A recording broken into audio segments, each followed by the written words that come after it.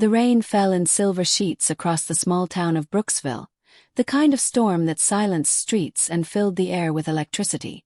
In a cluttered attic at the edge of town, 17-year-old Ethan Cole sat hunched over a tangle of wires, circuits, and flickering screens.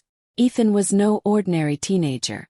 While his classmates spent their weekends gaming or scrolling through social media, Ethan lived inside his experiments.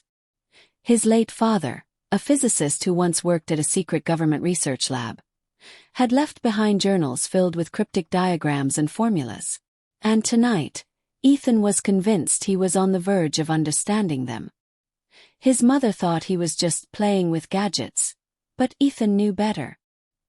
His father's final notes spoke of quantum displacement through electromagnetic folding, a theory that hinted at teleportation.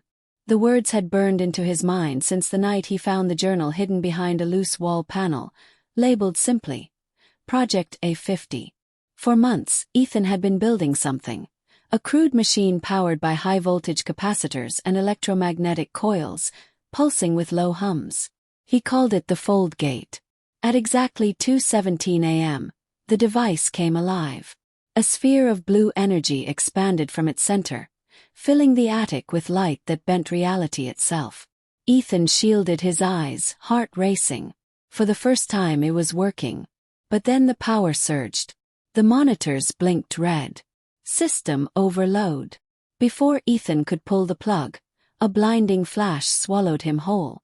When Ethan opened his eyes, the attic was gone. He was standing in the middle of a wide, empty street, but it wasn't the same Brooksville he knew. Towering glass buildings stretched into the clouds. Hover vehicles zipped silently across the sky. Drones floated overhead like mechanical birds. Neon lights flickered with unfamiliar symbols. The air felt strange. Clean yet artificial. What is this?" he whispered. He looked around in disbelief. The sky glowed with a soft violet hue, and even the moon looked sharper, almost mechanical. His phone was dead, and his smartwatch displayed garbled code. Nothing made sense. Then he saw a massive digital billboard flash across the skyline. "Welcome to Brooksville, year 2075. Ethan's breath caught in his throat. 2075. He had traveled 50 years into the future. He wandered the city, trying to process what had happened. The people, or rather the beings, didn't look entirely human. Some had glowing implants running along their necks. Others communicated through holographic interfaces projected from their wrists. The currency was digital, the language slightly altered, and the pace of life robotic. No one seemed to notice a confused teenager in old, torn clothes walking among them. He felt invisible, or maybe everyone was too absorbed in their augmented reality feeds to care. Finally, Ethan stumbled into a dim alley where an old-style maintenance bot was recharging. It looked like something from the 2030s, outdated but functional. Ethan approached it cautiously. "Can you talk?" he asked. The bot's eyes flickered. Voice interface active. "How may I assist?" I need to know what year it is," Ethan said. The bot replied in its metallic monotone. "System date, September 14th, 2075. Ethan staggered backward. The experiment had worked too well. He hadn't teleported across space. He had teleported across time. Days passed as Ethan tried to survive in the strange new world. He discovered that food was delivered by drones, buildings were controlled by AI, and most humans lived connected to something called the neural grid, a virtual ecosystem that blurred reality. He slept in abandoned metro tunnels, scavenged for credits, and hacked public terminals to search for any trace of his past, or rather his future family. But when he entered his name into the central database, the screen displayed, Ethan Cole, deceased 2025. Cause, electrical accident. His heart sank. According to history, he had died the night of the experiment. No one ever knew he had survived, just disappeared. His mother had passed away decades ago. His house had been demolished and replaced by a cyber mall. He didn't exist anymore. Loneliness pressed down like a weight. He wanted to undo everything. But the fold gate was gone, vaporized in the energy burst. He needed help. One night, while exploring the ruins of the old industrial district, Ethan discovered a hidden facility. Rusted metal doors, warning signs in faded paint. Property of quantum systems. Restricted access. The name rang in his ears. His father's journal had mentioned quantum systems, the company that had funded Project A50 before shutting it down.